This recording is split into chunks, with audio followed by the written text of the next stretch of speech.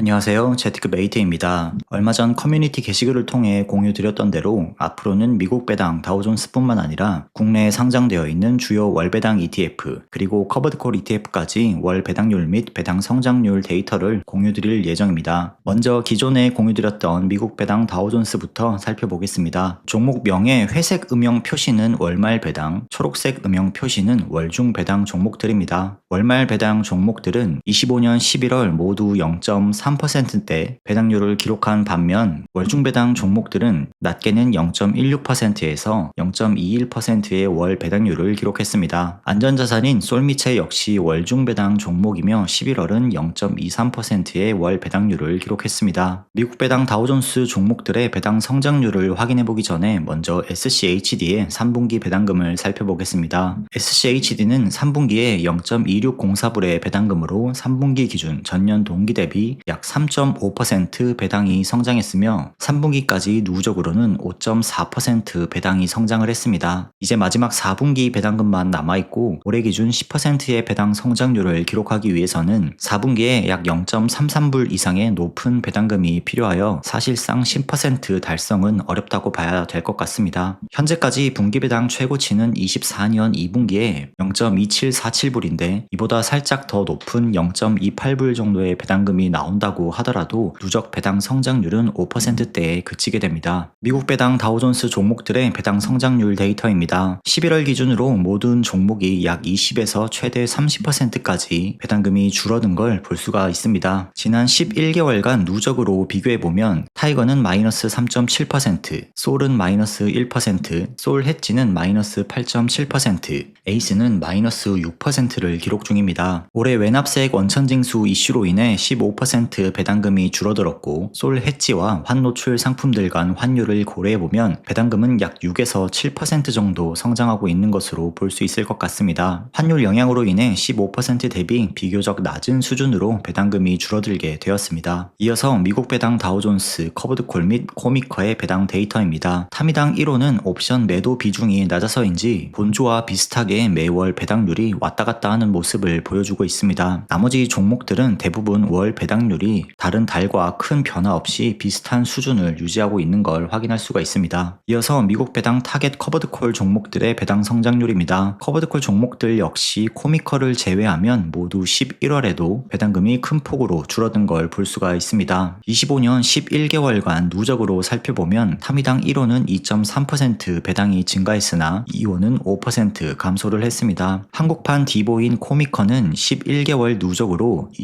23.7% 배당이 성장한 걸 보여주며 요즘 왜 인기 있는 ETF인지 스스로 증명하고 있습니다. 다만 코미커는 올해보다는 내년에도 이러한 성장률을 유지할 수 있을지 혹은 다른 커버드콜 종목들처럼 배당금이 줄어들지는 않을지 꾸준히 지켜봐야겠습니다. 이번에 처음 추가된 미국 지수형 타겟 커버드콜 종목들입니다. 타겟 커버드콜 종목들도 현재 국내에 20개 이상의 ETF들이 상장되어 있지만 채권이나 개별 종목 커버드콜 종목들은 제외를 했고 S&P 500, 나스닥, 빅테크 중에서 현재 주가가 10,000원 이상이고 배당금을 제외한 주가도 수익을 기록 중이면서 시총이 높고 꾸준히 인기를 얻고 있는 종목들 먼저 준비를 해봤습니다. 혹시나 추후 궁금한 종목들이 있다면 댓글을 통해 남겨주시면 반영 여부를 결정하도록 하겠습니다. 먼저 타이거 미국 나스닥 백 타겟 데일리 커버드콜입니다. 이 종목은 매월 약 1.25%대의 월 배당률을 기록하면서 연간 14%의 배당률 그리고 주가도 13%대 성장을 기록하면서 시총이 1조를 넘는 가장 인기 있는 커버드콜 종목 중 하나입니다. 이어서 코덱스 미국 AI 테크 탑 10 타겟 커버드콜 종목입니다. 이 종목 역시 1.2%대의 높은 월 배당률을 기록하면서 현재 주가도 13,000원을 넘기며 상장 이후 꾸준히 인기를 얻고 있습니다. 커버드콜 ETF를 투자할 때 가장 먼저 확인해야 할 부분이 높은 배당률로 인해 배당락이 발생하면 주가가 10,000원 이상을 유지하고 있는 종목들이 생각보다 많지 않습니다. 이런 상황 속에서 높은 배당률과 주가가 10,000원 이상을 기록하고 있는 종목들이라면 투자 고민의 구분응선은 넘었다고 생각을 합니다. 다만 아직 2022년도와 같이 긴 호흡으로 하락장이 발생했을 때 회복이 가능할지는 조금 더 지켜봐야겠지만 그래도 오늘 소개해드린 커버드콜 ETF들은 연간 10%가 넘는 배당률을 기록하면서도 주가가 10,000원 이상을 기록하고 있는 걸 볼 수가 있습니다. 이어서 배당 성장률을 확인해 보겠습니다. 앞서 말씀드렸듯이 커버드콜 ETF들은 동일한 배당률을 기록하더라도 장기적으로 주가가 하락하는 구조라면 배당금 자체는 줄어들 수밖에 없습니다. 따라서 배당률이 10%를 넘는 커버드콜 ETF들은 주가가 유지되는지도 확인이 필요하며 배당이 얼마나 성장하는지 보다는 목표로 하는 배당금이 지속 가능성이 있는지 확인을 하는 차원에서 배당 성장률 데이터를 참고해 보시면 좋을 것 같습니다. 아직까지 2년치 데이터가 완전히 완성된 종목들이